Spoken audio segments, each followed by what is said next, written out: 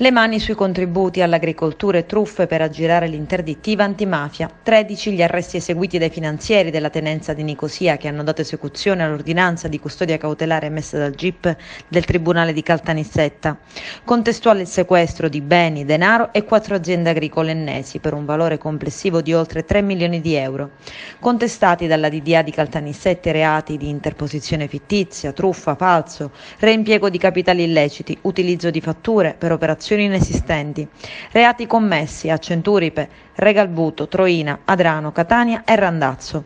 Tra i 7 destinatari della custodia cautelare in carcere nell'ambito dell'operazione denominata Carta Bianca c'è un avvocato del Foro di Catania, ex direttore dell'azienda Silvopastorale di Troina. Altri 6 sono stati posti ai domiciliari.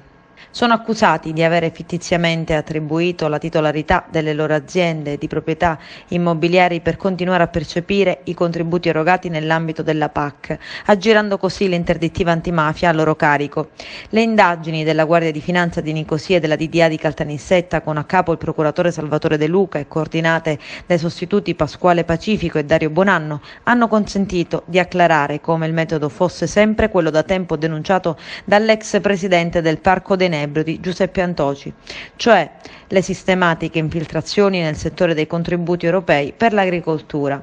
Questa volta a cadere sotto la scure della giustizia e del protocollo Antoci è una famiglia criminale che utilizzava prestanomi, visto che i suoi componenti erano impossibilitati a conseguire contributi comunitari in quanto destinatari di interdittiva antimafia ai sensi del protocollo, oggi legge di Stato.